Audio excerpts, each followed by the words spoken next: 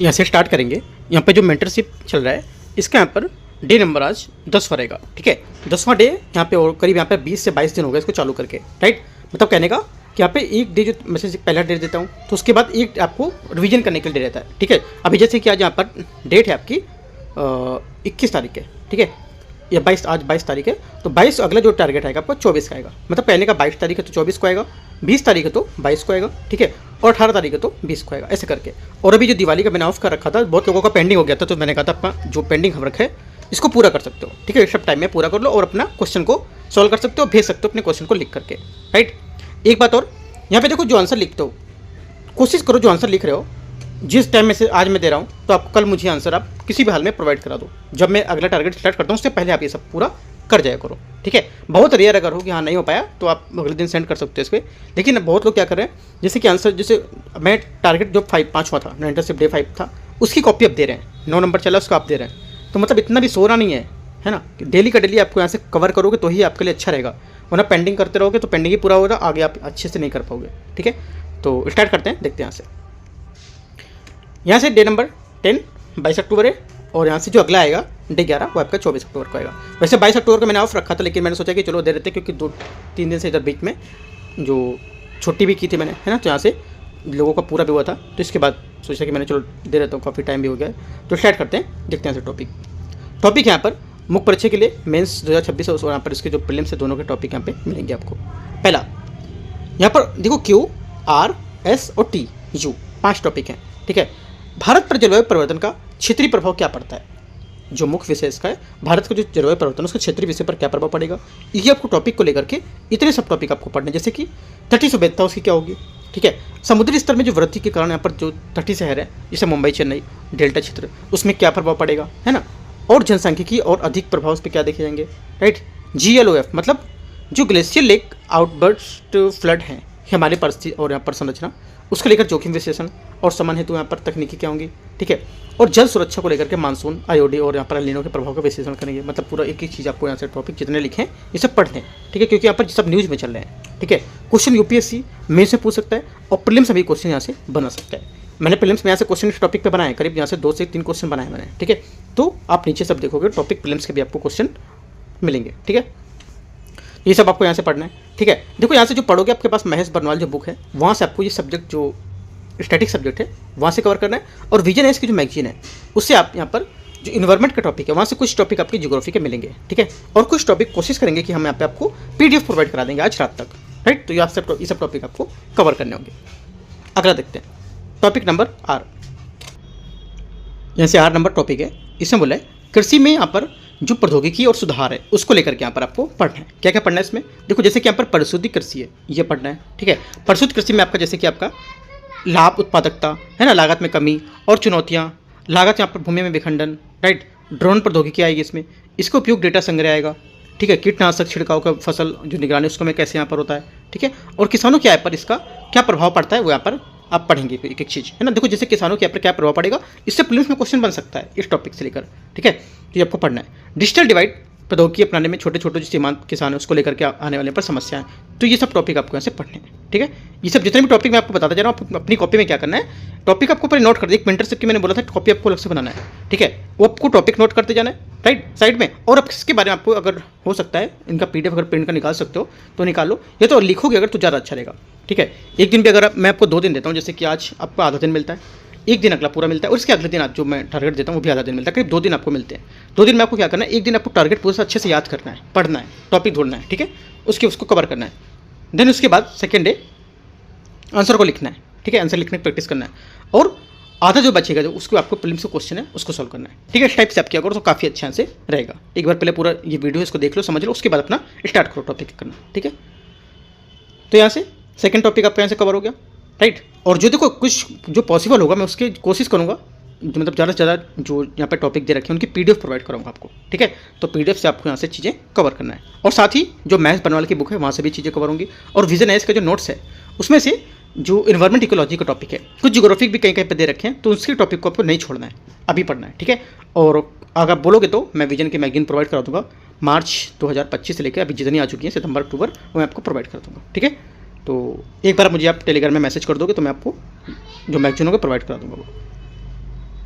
Topic number are भी पूरा हो गया। टॉपिक नंबर एस देखते हैं, ऊर्जा भूगोल और यहाँ पर संक्रमण। इसमें यहाँ पर जो ग्रीन हाइड्रोजन है, ठीक है, और उत्पादन जो क्लस्टर है, तटीय क्षेत्र इसके क्या होंगे, और इसके वितरण जो लॉजिस्टिक्स होंगे उसकी भूगोल की यहाँ पर क्या होगी, ठीक है। जिससे कि यहाँ पर खाद्य बनाम ईंधन, फूड वेस्ट, यहाँ पर जो फ्यूल होता है उसमें ईंधन की जो नीति के तहत यहाँ पर खाद्य फसल जैसे कि यहाँ पर मक्का, गन्ना, इनका उपयोग करने से नैतिक खाद्य सुरक्षा है, उसमें क्या हमारे निहितार्थ होंगे, है ना। इसमें विश्लेषण कर सकते हो, आलोचना कर सकते हो, क्या क्या बातें यहाँ पर हैं, क्या क्या पॉइंट हैं इनमें, ठीक है, ये सब पढ़ सकते हो।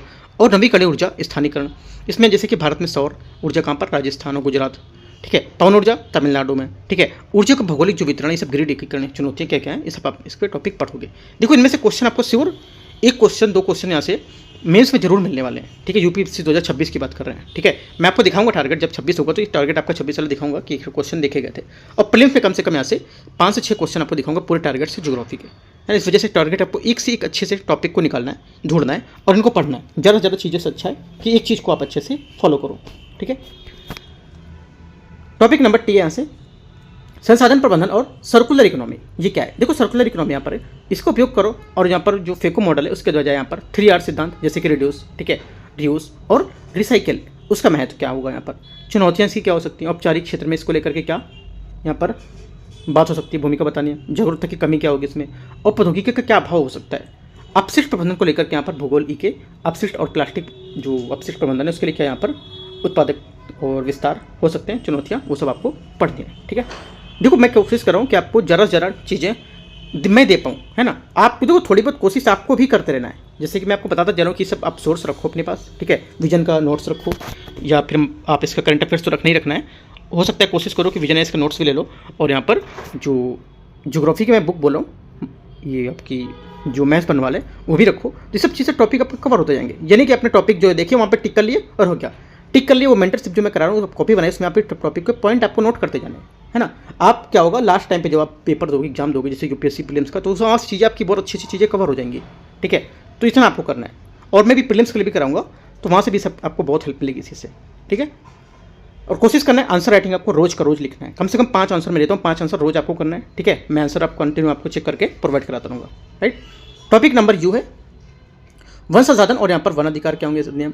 इसमें जो FRA हमारा कार्यान्वयन है ना, इसका अधिकार क्षेत्र, और यहाँ पर वन स्वास्थ्य जो है शासन, इसको लेकर के वन संरक्षण प्रभाव क्या होंगे, आजीविका इससे क्या होगी, FRA ने जंगल धारित यहाँ पर जो आजीविका है उसको कैसे प्रभावित किया है, विवाद वन विभाग और ग्राम को लेकर के, ठीक है। तो ये सब आप टॉपिक आप पढ़ोगे, ठीक है। पूरा FRA टॉपिक है ये पढ़ोगे, और यहाँ पर क्या इसके कार्यान्वयन थे समुदाय से, इसकी बात आप देखोगे, ठीक है, राइट। और अभी मैं ये अपलोड करने के बाद टॉपिक आपको जो रहेगा करीब 7 से 8 बजे के बीच में रात में मैं आपको टॉपिक पूरे जितने टॉपिक मेरे से मिलते हैं मैं आपको कोशिश करूंगा कि पूरे टॉपिक प्रोवाइड कराने की। वो सब टॉपिक आपको पढ़ना है, साथ में खुद भी मेहनत करना है। मैं फिर से बोल रहा हूँ, देखो मैं मेहनत कर रहा हूँ साथ में आपको खुद भी लगता है, तब आपको यहाँ से होगा कि आप चलो मैं भी अपनी साइड से कोशिश कर रहा हूँ, आप भी कर रहे हो। कुछ आपको नहीं मिल रहा है वो आप मैसेज करो, मैं आपको टेलीग्राम पर प्रोवाइड करूँगा, ठीक है।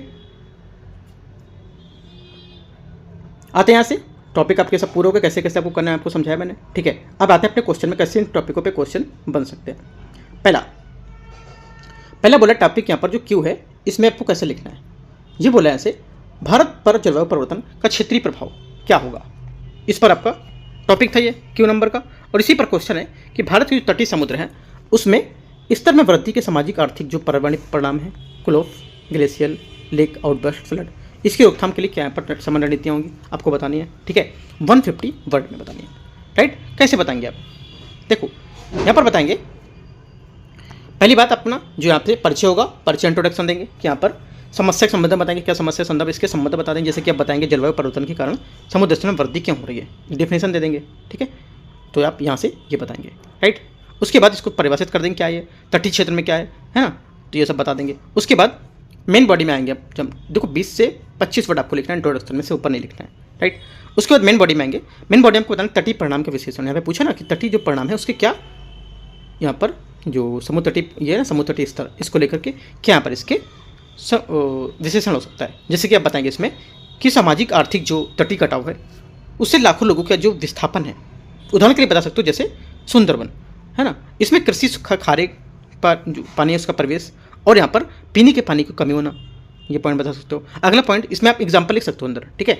मैं सिर्फ पॉइंट बता रहा हूँ। सेकंड पॉइंट आप नीचे लिखोगे इसमें कि पर्यावरण को लेकर क्या हो सकता है, पर्यावरण को लेकर क्या बताओगे कि जो मैंग्रोव और कोरल रीफ है जैसे कि संवेदनशील जो तटीय पारिस्थितिक तंत्र है उसका नुकसान हो रहा है ना।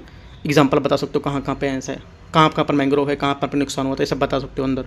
तीसरे पॉइंट में आपको बताना है कि यहाँ पर जो और इसकी अवसंरचना होगी, और संरचना इसकी क्या हो सकती है जैसे कि बंदरगाह है, सड़क है, ठीक है, औद्योगिक जो इकाइयाँ हैं और इनका डूबना, क्षतिग्रस्त होना, उदाहरण के लिए मुंबई और चेन्नई बता सकते हो एग्जाम्पल के लिए। और इसके अंदर देखो जैसे तीसरा पॉइंट बताया, इसके अंदर लिखने के बाद आप एग्जाम्पल बता सकते हो कि यहाँ पर जो संरचना है, बंदरगाह, सड़क है, इसमें डूब रहे हैं, क्षतिग्रस्त हो रहे हैं, क्यों। आप अंदर 2-3 लाइन लिखोगे क्योंकि अब ग्लेशियर पिघल रहा है, जिससे क्या होता है कि बता रहे कुछ टाइम बाद यहाँ पर जो मुंबई है अन्य टाइम पर ये पूरा समुद्र में डूब जाएगा, ठीक है। जैसे करके पॉइंट आप यहाँ बताओगे, है ना। तो यहाँ से 3 पॉइंट आपके ये पूरे हुए तटीय क्षेत्रों में समुद्र का स्तर को लेकर, राइट। अगला एक हेडिंग लिखोगे आप, इसमें लिखना है GOLF, है ना, GLOF जो लिखा है, ग्लेशियल लेक आउटबर्स्ट फ्लड समन रणनीतियाँ, इसमें लिखना है आपको, ठीक है। इसकी हिमालय समाधान क्या होते हैं, आप पॉइंट, ये हेडिंग है इसकी, ठीक है। पॉइंट में आप लिखने देख बताते हैं पॉइंट में आप लिखोगे तकनीकी और निगरानी को लेकर के बताएंगे कि यहाँ पर तकनीकी और निगरानी जैसे कि सैटेलाइट इमेजिंग और ग्राउंड जो यहाँ पर रडार हैं उसका उपयोग करके यहाँ पर इसको पहचान कर सकते हैं हम लोग, ठीक है। सेकंड पॉइंट में बताएंगे कि यहाँ से इंजीनियरिंग समन, इसमें क्या हो सकता है जैसे कि यहाँ पर झील कि जल के स्तर को नियंत्रित करके यहाँ पर जो साइफन है वो चैनल खोदकर नियंत्रित करके जल निकासी को यहाँ पर पूर्ण कर सकते हैं, एग्जाम्पल बता सकते हो अगर ऐसे कुछ यहाँ पर बात हुई है तो। तीसरे पॉइंट आप लिखोगे कि यहाँ पर जो पूर्व चेतावनी, इसकी पूर्व चेतावनी स्थानीय समुदाय के लिए यहाँ पर अर्ली वार्निंग सिस्टम EWS को मजबूत करना, जिससे क्या हो तत्काल और प्रतिक्रिया के तहत हमको यहाँ पर प्रशिक्षित किया जा सके, ठीक है। तो ये सब पॉइंट आप लिखोगे इसमें। उसके बाद यहाँ पर निष्कर्ष लिखेंगे, इसी क्वेश्चन का निष्कर्ष लिखेंगे। निष्कर्ष में आपको लिखना है निष्कर्ष को किस चीज़ के लिए बात कर रहा है, एक पूरी कहानी अगर मैं बता दी तो हमसे पूछते हैं इस कहानी का शीर्षक क्या है, मतलब कि इस कहानी पे बारे में हम लोग ने पहले पढ़ते थे तो क्या लिखते थे, इस कहानी से हमको क्या शिक्षा मिलती है ना। वही चीज़ है, आपने इस क्वेश्चन को देखा, इस क्वेश्चन को देख के आपको क्या आगे करना चाहिए, इस क्वेश्चन को देख के हमको करना है कि यहाँ पर जो आगे की बात करना है ना, क्या इसका समाधान होना चाहिए, ऐसा अगर हो रहा है तो क्या समाधान कर सकते हैं, तो समाधान के बारे में आपको निष्कर्ष लिखना है, ठीक है। ये बहुत इंपॉर्टेंट चीज़ होती है निष्कर्ष लिखने के लिए। एग्जामिनर आपको निष्कर्ष में नंबर कब देता है, जो आप ये चीज़ समझ जाते हो कि क्वेश्चन क्या पूछ रहा है, क्या करना चाह रहा है, ये क्वेश्चन करना चाह रहा है कि समाधान चाह रहा है ना। तो समाधान क्या लिखेंगे, समाधान में बताएंगे कि यहाँ पर जो दोहरे दृष्टिकोण में कि यहाँ पर जो तटीय क्षेत्र है इसमें लचीला बुनियादी ढांचा और हिमालय तकनीकी में आधारित निगरानी, इस उपाय को जो राष्ट्रीय जलवायु परिवर्तन है इसको अनुकूल नीति के साथ एकीकृत करना आवश्यक होगा। इतना आप निष्कर्ष में 2 लाइन से लिखना है, ठीक है। और आपका आंसर पूरा हुआ। इंट्रोडक्शन बताया मैंने और निष्कर्ष आपको पूरा बताया, और साथ साथ में मैंने सबके पॉइंट बता दी कैसे कैसे पॉइंट को आपको यहाँ से यूज करना है, ठीक है। यहाँ से बेंच का क्वेश्चन 2 है, इसमें देखते हैं कृषि में प्रौद्योगिकी और सुधार, इसको लेकर के क्वेश्चन लिखना है आपको। देखो यहाँ पर है क्वेश्चन सेकंड नंबर, इसमें आपको लिखना है प्रसूति कृषि, है ना, को अपनाने के लिए आने वाली चुनौतियाँ, लागत और जो भूमि विखंडन है उसके ड्रोन से उपयोग के किसानों पर आए जो पढ़ने वाले प्रभाव है उसका विश्लेषण करना है 150 वर्ड में, ठीक है।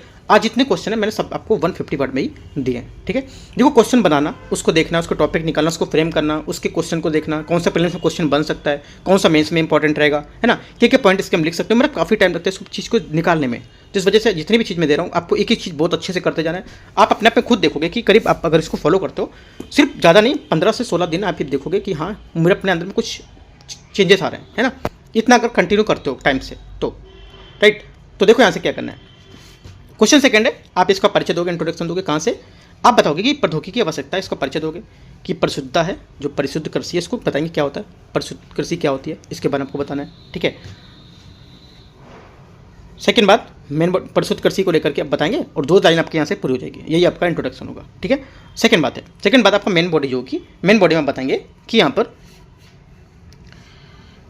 जो परिशुद्ध कृषि है इसको अपनाने में कुछ चुनौतियाँ हैं, यहाँ पे लिखा है परिशुद्ध अपनाने में कुछ चुनौतियाँ आ रही हैं, क्या चुनौतियाँ, आप लिखोगे चुनौतियाँ, चुनौतियाँ हेडिंग लिख सकते हो या सीधे मेन बॉडी से स्टार्ट कर सकते हो 1 लाइन छोड़ के, लेकिन आप हेडिंग लिखोगे ज़्यादा अच्छा रहेगा, ठीक है। अब बताओगे कि परिशुद्ध में कृषि अपनाने पर आने वाली चुनौतियाँ लिखोगे इसमें कि पहली तो हमारी हेडिंग होगी भूमि विखंडन, ठीक है। इसमें जैसे भारत में छोटे छोटे जो सीमांत किसान हैं उसकी बहुलता और बड़ी महंगी यहाँ पर मशीनरी ड्रोन का उपयोग, छोटी छोटी जो बिखरी हुई जोत है उसमें अलाभकारी होती है, ठीक है। ये बताओगे पॉइंट, एग्जाम्पल कुछ दे सकते हो अगर कुछ एग्जाम्पल आपके पास है तो। सेकंड पॉइंट में आपको लिखना है कि यहाँ से जो उच्च प्रारंभिक लागत, इसकी क्या है, उच्च जो प्रारंभिक लागत होती है वो बताएंगे इसमें, ठीक है। क्या इसकी प्रारंभिक लागत, जैसे कि GPS आधारित उपकरण और सेंसर बहुत महंगे हैं जो छोटे किसानों की पहुंच से बाहर होते हैं, उनको नहीं परचेस कर सकते, उनके पास इतना पैसा नहीं होता कि इससे खरीद पाएँ, ठीक है। ज़्यादातर किसान क्या होते हैं कोई दूसरी की जगह पर काम करते हैं, उससे लेकर वो लोग नहीं खरीद सकते, तो ये सब बात आप इसमें पॉइंट अपना बता सकते हो और पॉइंट बीच में ऐड करोगे, ठीक है। इसी में सेकंड पॉइंट आपको लिखना है उच्च प्रारंभिक लागत, अच्छा ये तो बता चुका हूँ मैं। तीसरा पॉइंट आपको लिखना है इसमें डिजिटल साक्षरता बताएंगे इसमें, इसी पॉइंट में बताएंगे डिजिटल साक्षरता, जैसे कि ग्रामीण क्षेत्रों में इंटरनेट कनेक्टिविटी और तकनीकी ज्ञान की काफ़ी कमी देखी गई है ना। आप अंदर पॉइंट में लिखोगे कि जैसे इंटरनेट यहाँ पर पहुँच को लेकर जो तार है, वायरलेस तार है, इनको काफ़ी लंबी दूर दूर तक खींचना पड़ता है, इसको लेकर के यहाँ पर बहुत ज़्यादा खर्च आता है, इसको लेकर महंगा होता है और ज़्यादातर लोग इसको यूज भी नहीं करते, इस वजह से लोग वहाँ तक नहीं पहुँचाते हैं, है ना। डिमांड सप्लाई का रूल यहाँ पर बता सकते हैं आप, ठीक है, ऐसा करके आप बताएंगे। उसके बाद रोजगार सृजन, मतलब इसी में आप बताएंगे कि ये हो गया आपका। उसके बाद बताएंगे डेटा स्वामित्व, चौथे पॉइंट में डेटा स्वामित्व। डेटा स्वामित्व बताएगी कृषि डेटा प्रबंधन और स्वामित्व से संबंधित नीतियाँ अभी भी स्पष्ट नहीं हुई है ना, ये आप बता देंगे। 4 पॉइंट यहाँ से आपके पूरे होंगे। उसके बाद आपको एक और हेडिंग लिखनी है, मेन हेडिंग, उसमें लिखेंगे ड्रोन के उपयोग से आय पर प्रभाव का विश्लेषण। लिखा है ना, ड्रोन के जो उपयोग से किसानों के आय पर पड़ने वाले विश्लेषण करना है, तो ये हेडिंग डालनी है। इसमें लिखेंगे पहली सब हेडिंग है छोटी सी, लागत की कमी, ऐसे करके भी लिख सकते हो, जैसे कि हेडिंग मैंने बड़ी सी डाली हेडिंग है, ठीक है। उसके बाद यहाँ पे डाल दोगे कि लागत में कमी, या फिर जो मेन हेडिंग है, मेन हेडिंग आप बीच में लिख दोगे यहाँ, और साइड में लागत में कमी। लागत में कमी में यहाँ पे ऐसे करके पॉइंट लिखोगे यहाँ पर, जैसे कि जो ड्रोन है उसमें कीटनाशकों और उर्वरकों का सटीक छिड़काव करता है, जिससे क्या होता है अपव्यय, वेस्टेज जो होता है, और श्रम लागत कम होती है। इसके बाद अगला यहाँ से पॉइंट डाल दोगे बेहतर उत्पादकता, है ना, बेहतर उत्पादकता। इसमें यहाँ पर लिखोगे कुछ पॉइंट ऐसे करके, जिससे बेहतर उत्पादकता में लिख सकते हो कि यहाँ पर जो ड्रोन द्वारा फसल स्वास्थ्य निगरानी की बीमारियों का शीघ्र पता चल जाता है, जिससे उपज हानि की कम हानि हो पाती है उपज में, है ना। पता चल जाएगा तो हानि कम होगी, क्योंकि हम यहाँ पर उसका इलाज कर लेंगे, है ना, ये चीज़। तीसरा जैसे हम बोल रहे हैं सृजन, रोजगार सृजन में ग्रामीण जो युवा हैं उसके लिए ड्रोन ऑपरेटर और डेटा विशेषज्ञ के रूप में नए रोजगार सृजन अवसर पैदा होते हैं, है ना, ऐसे करके पॉइंट बताओगे। तो 3 पॉइंट यहाँ से आपके इस हेडिंग के पूरे हो गए, ऐसे करके भी देख सकते हो, काफ़ी अच्छा रहेगा आंसर, राइट। उसके बाद इसी का निष्कर्ष लिखेंगे। निष्कर्ष में आपको क्या लिखना है, निष्कर्ष देखो किस चीज़ के लिए कर रहा है, ये क्वेश्चन मैंने पूरा पढ़ा, निष्कर्ष आपको क्या समझ आ रहा है, किस चीज़ के लिए कर रहा है, निष्कर्ष कर रहा है इस कहानी से क्या शिक्षा मिलती है ना। वही निष्कर्ष से आप, मतलब इस क्वेश्चन से आपको क्या समझ आता है, तो इस क्वेश्चन से हमको समझ आता है कि समाधान के बारे में बात कर रहा है और सरकारी जो नीति है उसका उल्लेख के बारे में बात कर रहा है ना, ये बताया जाए उनके बारे में। तो यहाँ पे बताएंगे कि जो चुनौतियों के बावजूद डिजिटल एग्रीकल्चर है, इसके मिशन के तहत ड्रोन सब्सिडी और कस्टम जो हायरिंग सेंटर हैं, ठीक है, कस्टम जो हायरिंग सेंटर है, इसके माध्यम से जो इन प्रौद्योगिकी को छोटे छोटे यहाँ पर किसान है उस तक पहुँचाना आवश्यक होगा, और किसान उत्पादक संगठन सामूहिक शक्ति का एक महत्वपूर्ण उपयोग होगा। इसको लेकर के आप बता सकते हो, और अपने अकॉर्डिंग भी अपना निष्कर्ष अगर आपको जैसा लगता है वो भी लिख सकते हो, ठीक है। जरूरी नहीं कि मैं जो बता रहा हूँ वही सब पॉइंट लिखो, वही निष्कर्ष लिखो, ये तो मैंने तो की पॉइंट छोटे छोटे बता रहा हूँ आपको, अपने अंदर भी पॉइंट से छांट के लिख सकते हो। क्वेश्चन 3 है, टॉपिक ऐसे यहाँ पर ऊर्जा, भूगोल और संक्रमण, ठीक है। इसमें क्वेश्चन देखते हैं। इसमें क्वेश्चन यहाँ से भारत में ग्रीन हाइड्रोजन, ठीक है, उसको लेकर के यहाँ पर उत्पादन वितरण की जो भू राजनीतिक चुनौतियाँ हैं, जैव ईंधन है कि खाद्य फसल है, उसके उपयोग पर खाद बनाम ईंधन के बहस को लेकर आलोचनात्मक वर्णन करना है, ठीक है। देखते हैं इसको। यहाँ पर परिचय क्या देंगे, इंट्रोडक्शन क्या देंगे। इंट्रोडक्शन आपको बताना है ऊर्जा संक्रमण में विवाद का परिचय देंगे, है ना, ऊर्जा संक्रमण है उसके बारे में बताएंगे कि ग्रीन हाइड्रोजन को प्रभावित करेंगे कि क्या है ग्रीन हाइड्रोजन, ठीक है, या ऊर्जा संक्रमण से भी आप बता सकते हैं, परिचय दे सकते हैं इसका भी, है ना, दोनों टाइप से आंसर को लिख सकते हो। तो आप बताएंगे जो ग्रीन हाइड्रोजन है इसमें नवीकरणीय ऊर्जा से उत्पादित हाइड्रोजन, ठीक है, ये इसके बारे में यहाँ से बता सकते हैं आप, राइट। तो यहाँ से 2 से 3 लाइन आपको कवर करना है। उसके बाद मेन बॉडी में आ जाएंगे, सेकंड पार्ट में मेन बॉडी में आप लिखेंगे ग्रीन हाइड्रोजन जो है भू राजनीतिक और भौगोलिक चुनौतियाँ इसकी बोला ना कि क्या क्या है पर, तो यहाँ पे आपको ये लिखना है, ये सीधे से हेडिंग डाल देना है कि ग्रीन हाइड्रोजन भू राजनीतिक और भौगोलिक चुनौतियाँ, ऐसे करके हेडिंग डालेंगे और यहाँ से साइड में ऐसे करके पॉइंट बना के अपने आंसर लिखेंगे, ठीक है। जैसे कि उत्पादन भूगोल, यहाँ पे क्या लिखेंगे, उत्पादन भूगोल इसमें लिखेंगे, उसके अंतर्गत यहाँ पर ऐसे करके पॉइंट अपने नोट करते जाएंगे, ठीक है, वो भी काफ़ी अच्छा रहेगा, या अपने हिसाब से आप जैसा लिखते हो तो वैसा भी लिख सकते हो, ठीक है। तो यहाँ पे आप लिखोगे कि जो ग्रीन हाइड्रोजन है इसका उत्पादन सौर पवन ऊर्जा क्लस्टर जैसे कि राजस्थान गुजरात के साथ साथ यहाँ पर जो अन्य जगह पर केंद्रित होता है, लेकिन यहाँ पर उपयोग को लेकर उद्योग जो बंदरगाह है उससे दूर, जिससे क्या वितरण और लॉजिस्टिक जो पाइपलाइन है उसको लेकर के चुनौती होती है ना। अगला हेडिंग यहाँ पर और भी पॉइंट अपना इसी में नोट कर सकते हो, मैंने एक पॉइंट से बताया, बाकी 1-2 पॉइंट और लिख सकते हो उसमें। अगली हेडिंग यहाँ पर इसमें लिखोगे तकनीकी की निर्भरता, यहाँ पर लिख लिया हमने मैट से करके, तकनीकी की निर्भरता। इसमें क्या लिखेंगे, तकनीकी की जो निर्भरता है इसमें बताएंगे कि जो हाइड्रोजन प्रौद्योगिकी है ना, इलेक्ट्रोलाइजर और भंडारण में पश्चिमी देशों जैसे जापान पर निर्भरता जो नई भू राजनीतिक निर्भरता पैदा कर सकती है, ठीक है, ये बताएंगे। तीसरी बताएंगे जल की जो आवश्यकता हो यहाँ पर क्या पड़ेगी, जल की आवश्यकता इसमें बताएंगे कि आप उत्पादन के लिए विशाल मात्रा में शुद्ध जल की आवश्यकता होगी, जो शुष्क क्षेत्रों की एक बड़ी पर्यावरणीय चुनौती होती है ना। इसके लेकर भी 3-4 पॉइंट आप बना सकते हो। और भी अगर आपको समझ आते हैं तो और भी पॉइंट यहाँ अपने ऐड कर सकते हो, या अपने अकॉर्डिंग आपको आंसर लिखना है तो अपने अकॉर्डिंग भी आंसर को लिख सकते हो, ठीक है। उसके बाद एक बात यहाँ पर और पूछिए, क्या पूछा है कि यहाँ पर खाद बनाम ईंधन, ये पूछा ना खाद बनाम ईंधन, ये क्या है। आप लिखोगे खाद बनाम ईंधन, उसके बाद पॉइंट पॉइंट पॉइंट। खाद बनाम ईंधन में पॉइंट लिखोगे नैतिक, यहाँ पर जो है नैतिक जो द्वंद्व होता है, नैतिक द्वंद्व मतलब जैव ईंधन जैसे कि एथेनॉल, इसके लिए खाद्य फसलें गन्ना मक्का, इसका उपयोग खाद्य सुरक्षा के लिए खतरा पैदा करता है और खासकर एक विकासशील देश में, ठीक है। क्यों, आप एग्जाम्पल यहाँ पर देखें लिख सकते हैं।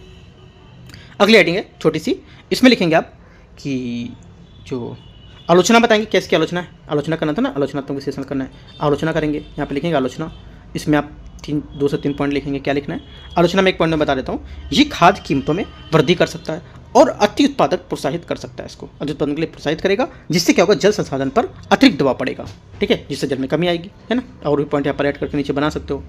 इसके बाद तीसरी पॉइंट छोटे से हेडिंग है, इसमें लिखना है आगे की मतलब जो इसमें तीसरी हेडिंग लिखना है कि जो समाधान इससे क्या हो सकता है। आपने क्या लिखी, नैतिकता लिखी और इसका आलोचना लिख दिया और इसकी क्या आगे समाधान हो सकता है। यहाँ पे लिखेंगे समाधान। समाधान में आपको लिखना है 2 से 3 पॉइंट, जैसे लिखेंगे कि आप दूसरी पीढ़ी के जैव ईंधन, गैर खाद्य बायोमास और अपशिष्ट में ध्यान केंद्रित करना आवश्यक होगा। ये आपकी हेडिंग हो गई पूरी, लिख गया। उसके बाद निष्कर्ष बनाते हैं। निष्कर्ष किस चीज़ की बात कर रहा है, निष्कर्ष बात कर रहा है कि यहाँ पर आगे की बढ़ने की, आगे की राह क्या हो सकती है, ठीक है। इसके आपको बताना है कि भारत को राष्ट्रीय हाइड्रोजन मिशन को लागू करने के लिए इस समय पर जल और ऊर्जा के बीच संतुलन को बनाए रखना होगा और जैव ईंधन नीति को खाद्य सुरक्षा और जो पर्यावरण है उसको प्राथमिकता देते हुए दूसरी पीढ़ी के जो प्रौद्योगिकी है उसमें अंतर स्थापित करना होगा। जिससे करके आप निष्कर्ष बता सकते हो, अपने अकॉर्डिंग भी निष्कर्ष इस क्वेश्चन के अकॉर्डिंग समझ के लिख सकते हो, ठीक है। तो यहाँ से आंसर आपका ये भी पूरा हुआ। आगे देखते हैं क्वेश्चन नंबर 4। यहाँ से क्वेश्चन 4 टॉपिक टी, संसाधन प्रबंधन और सर्कुलर इकोनॉमी, इसको लेकर के क्वेश्चन यहाँ पर लिखते हैं। सर्कुलर इकोनॉमी को लागू करने में भारत की चुनौतियाँ, अनौपचारिक क्षेत्र की भूमिका, जागरूकता, भारत में ई अपशिष्ट प्रबंधन के लिए संस्थागत और भौगोलिक समाधान बताने क्या होंगे, ठीक है। देखते हैं इसको, क्वेश्चन नंबर 4 को। देखो यहाँ से आप क्या लिखेंगे, आपको जिसका इंट्रोडक्शन रहेगा या इसकी परिचय रहेगा, क्या लिखेंगे, परिचय लिखेंगे अर्थव्यवस्था में सिद्धांत उसके बारे में बताएंगे, जैसे कि सर्कुलर इकोनॉमी क्या होती है उसको बताएंगे। पहली बात 20 से 25 वर्ड में आपको पूरा हो जाएगा। ये आंसर काफ़ी सरल है क्योंकि सब चीज़ें सामने लिखी हुई हैं, है ना, क्या क्या आपको करना है। 20 से 25 वर्ड में अपना इंट्रोडक्शन दिया कि यहाँ पर सर्कुलर इकोनॉमी क्या होती है, राइट। उसके बाद आप बताएंगे यहाँ से कि मुख्य भाग में आएंगे, अपने मुख्य भाग में पूछा सर्कुलर इकोनॉमी लागू करने की चुनौतियाँ पूछा है ना, यहाँ पर क्या इसकी चुनौतियाँ हो सकती हैं। तो आप क्या लिखेंगे, आपको लिखना है यहाँ से ऐसे करके बनाना है और लिख लेंगे यहाँ पर सर्कुलर इकोनॉमी लागू करने में चुनौतियाँ, एक हेडिंग ऐसे करके, एक हेडिंग ऐसे करके और एक हेडिंग ऐसे करके, ठीक है। अब मैं आपको बता रहा हूँ कैसे कैसे करना है। इसमें लिखेंगे, उसके बाद आपको लिखना है कि इसमें लिखेंगे अनौपचारिक क्षेत्र, इस पहले वाले में अनौपचारिक क्षेत्र, ठीक है, अनौपचारिक क्षेत्र। इसमें आप बताना है कि जो इनफॉर्मल सेक्टर होते हैं जिसको बोलते हैं अनौपचारिक क्षेत्र, इसमें भारत का अधिकांश पुनर्चक्रण कार्य अनौपचारिक रूप से होता है, जो अदृश्य है ना, इनविजिबल होता है। इसे औपचारिक प्रणाली जो होती है उसमें एकीकृत करने की चुनौती होती हैं। क्या क्या चुनौतियाँ, कुछ पॉइंट करके चुनौतियाँ बता सकते हो, है ना, ऐसे लिख कर।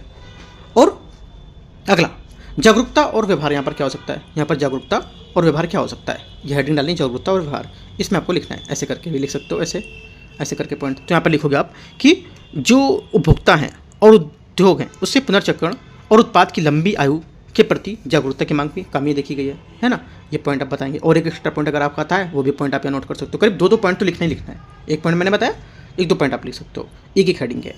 तीसरी हेडिंग के पॉइंट है यहाँ पर, इसमें आपको लिखना है तकनीकी और वित्तीय, तकनीकी या वित्तीय लिख सकते हो, वित्तीय बोल सकते हो। यहाँ पर उच्च गुणवत्ता वाले जो पुनर्चक्रण उसके लिए आवश्यक उन्नत प्रौद्योगिकी वित्त की कमी देखी गई है, क्योंकि यहाँ पर ज़्यादा खर्च होगा, इस वजह से वित्त की यहाँ पर कमी देखी गई है। जैसे एग्जाम्पल आप कुछ बता सकते हो इसके, ठीक है। तो इतनी चीज़ मैंने आपको करा देता हूँ, बाकी कुछ थोड़ा बहुत माइंड आपको अपने साइड से भी लगाना होता है, ठीक है। बाकी आपका आंसर पूरा होगा। उसके बाद एक चीज़ और पूछी यहाँ पर, क्या पूछा है, ई अपशिष्ट प्रबंधन के लिए समाधान क्या हो सकता है, पूछा है ना, ई अपशिष्ट के लिए यहाँ पर क्या समाधान हो सकता है। आप हेडिंग क्या लिखोगे नीचे, ये पूरा लिखा, उसके बाद एक और हेडिंग बनाएंगे इसी में, आपको इसमें फिर से लिखना है, इसी की हेडिंग को लेकर आप लिखेंगे इसमें, ऐसे ही फिगर पूरा बना के फिर से आप नीचे कर देंगे। पहला आप बताएंगे इसमें, ये पूछा है कि ई अपशिष्ट प्रबंधन के लिए यहाँ पर समाधान है, इसको लेकर के संस्थागत समाधान क्या हो सकते हैं, यहाँ पर लिखोगे संस्थागत समाधान। इसमें बताना है कि उत्पादक, उत्तरदायित्व और विस्तार को सख्ती से लागू करना चाहिए, और ये अपशिष्ट नीति के तहत अनौपचारिक क्षेत्र है उसको प्रशिक्षित और औपचारिक बनाना। ठीक है, सेकेंड बात है भौगोलिक यहाँ पर जो समाधान है उसके लिए ई अपशिष्ट संग्रह, विघटन और पुनर्चक्रण के लिए शहरी केंद्रों के पास विकेंद्रीकरण क्लस्टर स्थापित करना। ठीक है, तीसरी बात में क्या लिखोगे, तीसरी बात में लिखोगे डिजाइन में बदलना, जैसे कि उद्योग को सर्कुलर डिजाइन, उत्पाद को आसानी से मरम्मत योग्य यहाँ पर पुनर्चक्रण करना और अपनाने के लिए प्रोत्साहित करना। और कुछ पॉइंट यहाँ पे अपने एक एक थोड़े पॉइंट नोट कर दोगे, कुछ एग्जांपल अगर आपके पास है तो भी लिखोगे। ठीक है, नहीं है तो आप टॉपिक पढ़ो, उस टॉपिक से आपको मिलेंगी, है ना। ऐसा देखो, बिना टॉपिक पढ़े मैं जो समझा रहा हूँ आप आंसर लिख जाओगे, कोई फर्क नहीं पड़ना है उसका, है ना। आप जो कह रहे हो टॉपिक आप पढ़ो, उसके बाद आंसर लिखोगे तो बहुत अच्छा होगा। ठीक है, तो इस टाइप से आपके दोनों पॉइंट इसके पूरे हो गए, है ना, मेन बॉडी के। आप अपना निष्कर्ष देखते हैं, निष्कर्ष में क्या लिखना है। निष्कर्ष में आप लिखेंगे कि जो निष्कर्ष किसके लिए बात कर रहा है, निष्कर्ष बात कर रहा है आगे की राह के लिए, आगे क्या राह हो सकती है इसकी। ठीक है, तो देखो निष्कर्ष बताएंगे कि यहाँ पर जो सर्कुलर इकोनॉमी है इसमें केवल एक पर्यावरण लक्ष्य नहीं है, बल्कि यहाँ पर संसाधन दक्षता नीति और आर्थिक जो अवसर हैं, ठीक है, इसका एक स्तंभ है, और औपचारिक और अनौपचारिक क्षेत्रों के बीच साझेदारी सफलता की कुंजी है। ऐसे करके लिखेंगे। ठीक है, आपका आंसर पूरा होगा। क्वेश्चन 5 और लास्ट आंसर है मेंस का, उसके बाद प्रीलिम्स का आंसर देखेंगे। इसमें वन संसाधन और वन अधिकार FRA टॉपिक है, टॉपिक नंबर यू। इसमें से लिखना है आपको वन अधिकार अधिनियम 5वां नंबर है।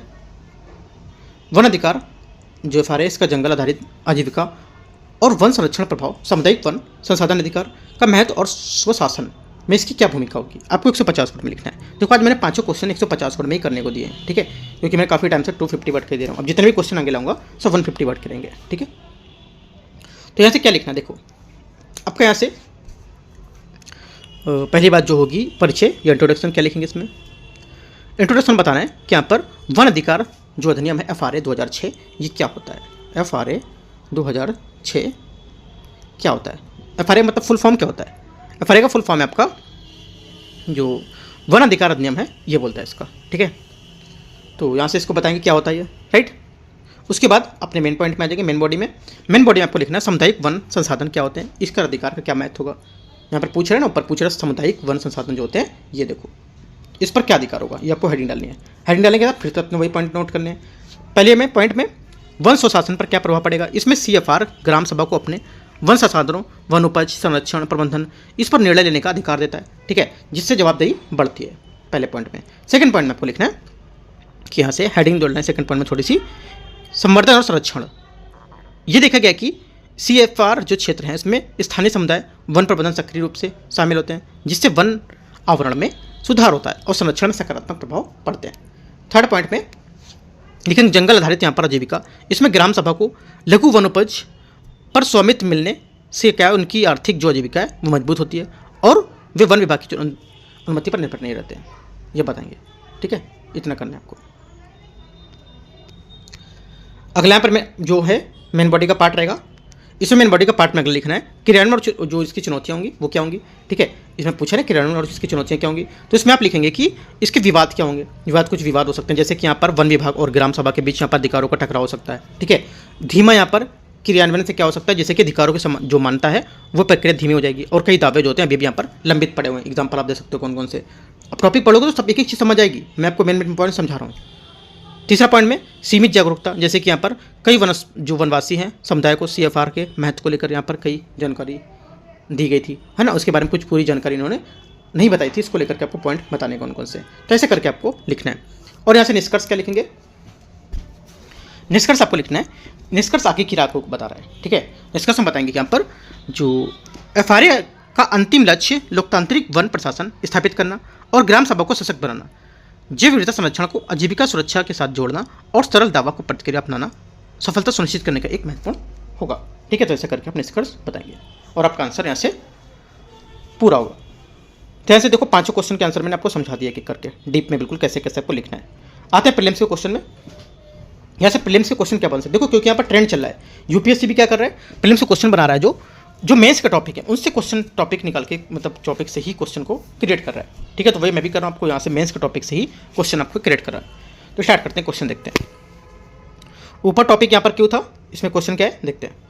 पहला है जलवायु परिवर्तन के क्षेत्रीय प्रभाव मानसून, भारतीय मानसून का जलवायु परिवर्तन के संबंध में विचार करना है। एल नीनो के वर्षों के दौरान भारतीय मानसून आमतौर पर इसके नकारात्मक प्रभाव पड़ता है, जबकि इंडियन ओशियन डिपोल को सकारात्मक मानसून पर मजबूत करता है। ठीक है, पहली बात क्या होगी? पहली बात यहाँ से इसकी स्टेटमेंट जो है ये क्या होगा? करेक्ट है। दूसरा स्टेटमेंट यहाँ से दूसरी बात बोल रहा है कि जो तटीय कटाव है ना, सेकंड पॉइंट है तटीय कटाव और खारे पानी के प्रवेश को ब्लू इकोनॉमी के लिए बड़ा खतरा माना गया है, क्योंकि यहाँ पर ये तटीय मत्स्य और यहाँ पर पर्यटन के सीधे प्रभावित कर सकते हैं, है ना। यहाँ दूसरा पॉइंट है, तीसरा नहीं है। सेकंड बात भी यहाँ से क्या होगी? करेक्ट होगी। तीसरी बात है, तीसरा पॉइंट ये है। तीसरा पॉइंट यहाँ से ग्लेशियर लेक आउटबर्स्ट फ्लड की घटनाओं में वृद्धि हिमालय क्षेत्र में पवन ऊर्जा संयंत्र के व्यापक रूप विस्तार के परिचय के परिणाम होगा। तीसरी बात यहाँ से गलत होगी, क्योंकि यहाँ पर जो ग्लोव यहाँ पर जो घटनाएं हैं इसमें वृद्धि मुख्य रूप से ग्लेशियर में तेजी से पिघलने और परिणाम स्वरूप ग्लेशियर के झीलों को आयतन में वृद्धि करने के परिणाम, इसका पवन ऊर्जा संयंत्र पर कहीं यहाँ पर सीधा संबंध नहीं होगा। ये बात गलत हो जाएगी। ओनली 1 2 करेक्ट है। आंसर यहाँ से इसका 1 2 करेक्ट है। सही पूछा है तो सी यहाँ से आंसर होगा। क्वेश्चन नंबर दूसरा है कृषि प्रौद्योगिकी में सुधार, टॉपिक आ रहा है उसको लेकर के क्वेश्चन यहाँ से। क्वेश्चन नंबर 2 इसमें बोला है भारत में परिशुद्ध कृषि और ड्रोन प्रौद्योगिकी संबंध में विचार करना है। देखते हैं इसको। सेकंड क्वेश्चन यहाँ से पहला स्टेटमेंट है, इसमें बोला है परिशुद्ध कृषि का यहाँ पर मुख्य उद्देश्य जो है इसमें इनपुट उर्वरक पानी को सटीक समय और स्थान पर लागू करना, जिससे कि किसानों की आय और यहाँ पर पर्यावरण स्थिरता दोनों बढ़ती हैं। पहली बात क्या होगी? पहली बात यहाँ से जो सेकंड क्वेश्चन इसका करेक्ट हो जाएगा। ठीक है। सेकंड बात है भारत में भूमि विखंडन और यहाँ पर डिजिटल साक्षरता में कमी परिशुद्ध कृषि को यहाँ पर व्यापक रूप से अपनाने में बड़ी बाधाएं हो सकती हैं। सेकंड बात भी करेक्ट है। ठीक है। तीसरा, हाल ही में कृषि ड्रोन के उपयोग को बढ़ावा देने के लिए सरकार ने केवल बड़े और संस्थागत जो किसान हैं उसके लिए यहाँ पर विशेष सब्सिडी प्रदान की है। ये बात गलत है, क्योंकि सरकार ने ड्रोन प्रौद्योगिकी को बढ़ावा देने के लिए किसान उत्पादक जो संगठन है, कस्टम हायरिंग सेंटर है और व्यक्ति जो किसान हैं जिसमें से छोटे और यहाँ पर सीमांत किसान भी शामिल है, उसके लिए यहाँ पर सब्सिडी प्रदान की, न कि सिर्फ बड़े किसानों को। तो ये बात गलत होगी। ओनली 1 2 करेक्ट है। आंसर यहाँ से हो जाएगा सी। यहाँ से करेक्ट आंसर इसका भी होगा। क्वेश्चन नंबर तीसरा है, तीसरा नंबर है राष्ट्रीय हाइड्रोजन मिशन पे क्वेश्चन है। राष्ट्रीय हाइड्रोजन मिशन है उसके बारे में ऊर्जा संक्रमण के संबंध में विचार करना है। देखते हैं इसको। पहला बोल रहा है राष्ट्रीय जो हरित हाइड्रोजन है इसका उत्पादन केवल सौर ऊर्जा उपयोग के जल के इलेक्ट्रोलिसिस के माध्यम से किया जाता है। ठीक है। पहली बात क्या होगी? पहला स्टेटमेंट यहाँ से इसका गलत है। ठीक है। पहली बात क्या होगी? पहली बात यहाँ से गलत, क्योंकि यहाँ पर हरित हाइड्रोजन का उत्पादन किसी भी नवीकरणीय ऊर्जा स्रोत जैसे कि सौर, पवन या पन बिजली उससे यहाँ पर उपयोग करके किया जा सकता है, ना कि केवल ऊर्जा से, है ना। पहली बात गलत होगी। सेकेंड बात है हरित हाइड्रोजन के उत्पादन के लिए आवश्यक जो इलेक्ट्रोलिसिस प्रक्रिया उसमें शुद्ध जल की उच्च मात्रा का उपयोग शुष्क और अशुष्क क्षेत्रों के लिए यहाँ पर एक महत्वपूर्ण पर्यावरण भौगोलिक चुनौती का प्रस्तुत करना। सेकंड बात क्या होगी? सेकंड बात यहाँ से करेक्ट होगी। ठीक है, क्योंकि यहाँ पर जो क्षेत्र होते हैं जैसे कि राजस्थान, गुजरात में स्थित होते हैं और यहाँ पर जल की आपूर्ति बड़ी भौगोलिक बाधा हो सकती है। तीसरा है मिशन का उद्देश्य 2030 तक ग्रीन हाइड्रोजन उत्पादन क्षमता का निर्माण करना और जीवाश्म ईंधन आयात पर देश की निर्भरता को कम करना। ये भी बात यहाँ से करेक्ट है ना। आंसर क्या होगा? 2 और 3 सही है, तो यहाँ से आंसर भी करेक्ट है। क्वेश्चन नंबर चौथा है सर्कुलर इकोनॉमी को लेकर टॉपिक को लेकर क्वेश्चन है। देखते हैं इसको। पहला है यहाँ से सर्कुलर इकोनॉमी के संबंध में विचार करना है। देखते हैं। पहली बात, सर्कुलर इकोनॉमी का सिद्धांत उपयोग करो और फेंको रैखिक मॉडल के विपरीत संसाधन के मूल को अर्थव्यवस्था में जितना संभव लंबे समय तक बनाए रखने पर जोर देता है। पहली बात क्या होगी? पहली बात स्टेटमेंट यहाँ से इसका करेक्ट है। दूसरा बात है उत्पादक उत्तरदायित्व और विस्तार एक नीतिगत उपकरण है जिसका उपयोग केवल ई अपशिष्ट प्रबंधन में किया जाता है, ना कि प्लास्टिक अपशिष्ट प्रबंधन में। गलत है, क्योंकि यहाँ पर दोनों में कर सकते हो, ऐसा कुछ नहीं कि यहाँ पर सिर्फ इसमें करो। ठीक है। तीसरी बात है सर्कुलर इकोनॉमी को बढ़ावा देने के लिए अनौपचारिक पुनर्चक्रण क्षेत्र की भूमिका को नजरअंदाज किया जाना चाहिए, क्योंकि यहाँ पर ये अपशिष्ट प्रबंधन के लिए एक आधुनिक तकनीकों का उपयोग नहीं करता है। ये भी बात गलत है, क्योंकि यहाँ पर देखो भारत के अनौपचारिक पुनर्चक्रण केवल यहाँ पर जो कचरा बिनने जो कबाड़ी वाले होते हैं या पर उसका पुनर्चक्रण का 90% से अधिक योगदान होता है। और सर्कुलर इकोनॉमी में सफल बनाने के लिए यहाँ पर इस क्षेत्र को नजरअंदाज नहीं किया जा सकता है, बल्कि इसे औपचारिक जो प्रणाली है उसमें प्रशिक्षित और एकीकृत किया जाना चाहिए। ठीक है। तो यहाँ से तीसरा भी गलत है और दूसरा भी गलत था। ओनली 1 करेक्ट है। आंसर क्या होगा? चौथी का आंसर हो जाएगा केवल 1 ए। क्वेश्चन नंबर 5 है वन अधिकार अधिनियम टॉपिक है यू, उससे क्वेश्चन पूछा गया। देखो वन अधिकार अधिनियम FRA 2006 के संबंध में विचार करना है। देखते हैं इसको। पहला, वन अधिकार अधिनियम केवल व्यक्तिगत वन अधिकार प्रदान करता है, ना कि सामुदायिक वन संसाधन। पहली बात क्या होगी? पहली बात यहाँ से इसका स्टेटमेंट जो रहेगा ये क्या होगा? गलत है। ठीक है। पहली बात गलत, क्योंकि यहाँ पर एफआरए जो है ये दोनों तरह के अधिकार प्रदान करता है, व्यक्तिगत वन अधिकार खेती के लिए और सामुदायिक वन अधिकार जैसे एमएफपी चारागाह है ना, और यहाँ पर सीएफआर प्रबंधन के लिए, दोनों के लिए। पहली बात गलत हो जाएगी। सेकेंड बात है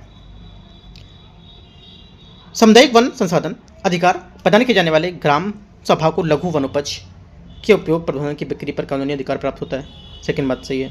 तीसरा, एफआरए के प्रभावी कार्यान्वयन से वन संरक्षण पर नकारात्मक प्रभाव पड़ा है, क्योंकि यहाँ पर समुदाय को वन उपज से अधिक उपयोग करने की अनुमति मिल गई है। ऐसा गलत है, क्योंकि यहाँ पर कई अध्ययनों से यहाँ पर पता चला है कि जो सीएफआर है उसके तहत अधिकारों मिलने से वन संरक्षण पर नकारात्मक नहीं बल्कि यहाँ पर सकारात्मक प्रभाव पड़ा है, क्योंकि यहाँ पर स्थानीय समुदाय अपने वन को बचाने के लिए प्रतिबंधित करने के लिए यहाँ पर अधिक जिम्मेदारी महसूस करते हैं। तो ओनली 2 करेक्ट है। आंसर ऐसे क्या होगा? आंसर ऐसा हो जाएगा केवल 2 सही है, तो सही पूछा तो बी।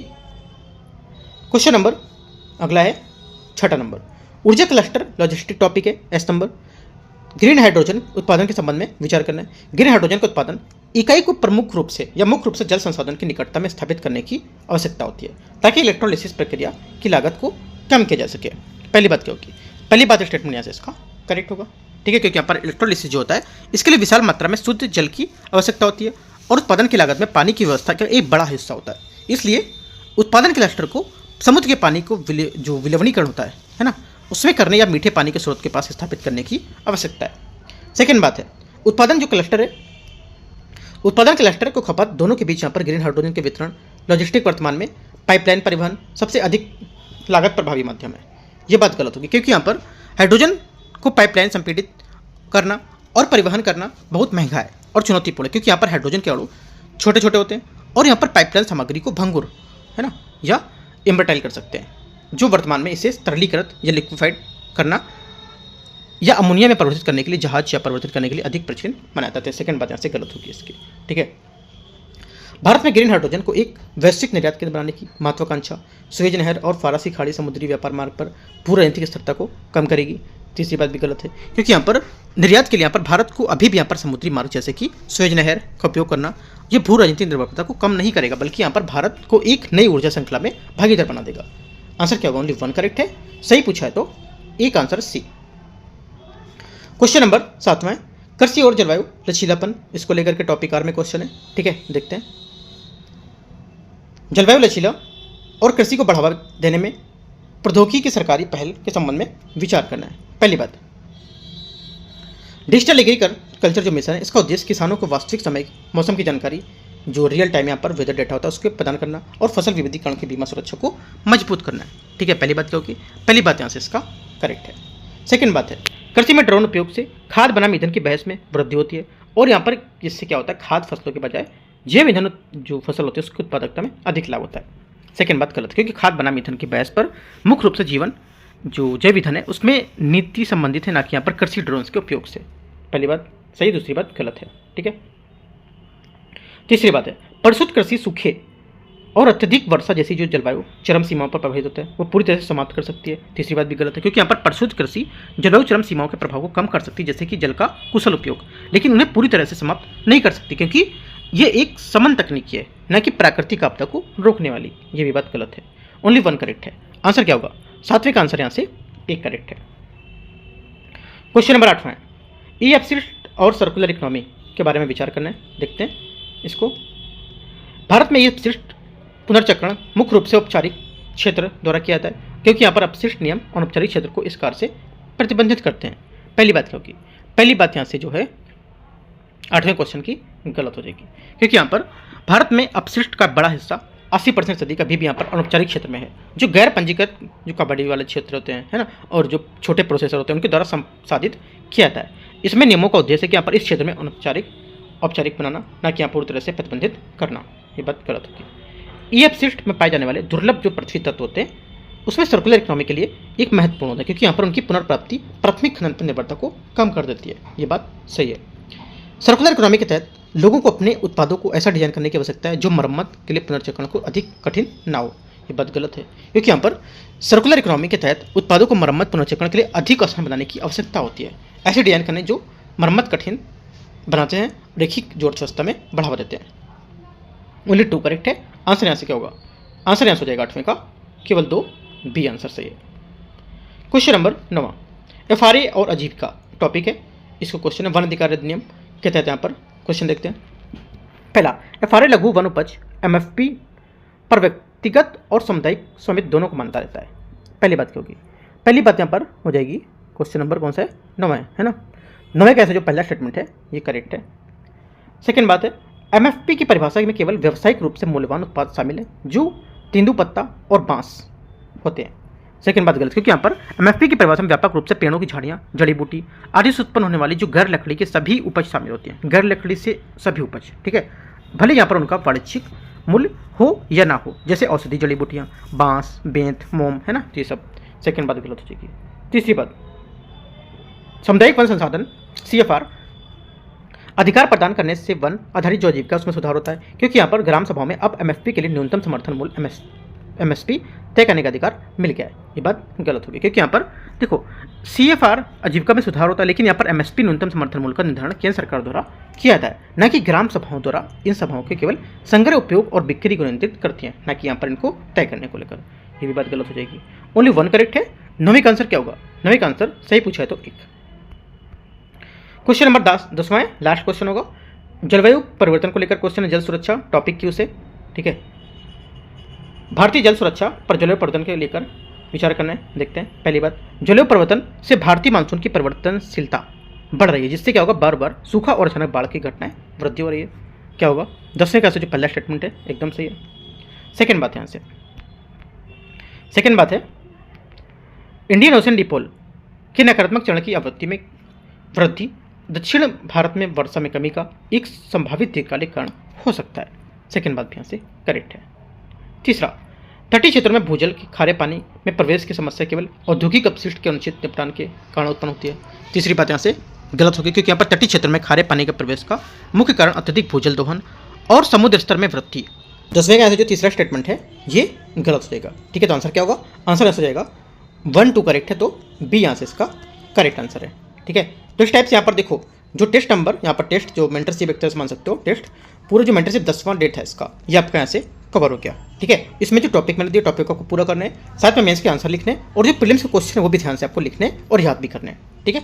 बाकी कोई डाउट रहेगा टेलीग्राम में बता सकते हो, और भी ज़्यादा से ज़्यादा लोग तो आपको प्रिपरेशन कर रहे हैं उनको शेयर कर सकते हो, ऐड कर सकते हो, है ना। तो अपना ग्रुप भी खुद बना सकते हो, उसके अकॉर्डिंग अपना पूछ सकते हो कैसा किसने लिखा है, क्या लिखा है। तो यहाँ से ग्रुप स्टडी आप अगर करोगे तो काफ़ी अच्छा रहेगा अपने फ्रेंड लोगों को छोड़कर, ठीक है। तो कुछ डाउट रहेगा पूछ सकते हो कमेंट में। All the best, thank you.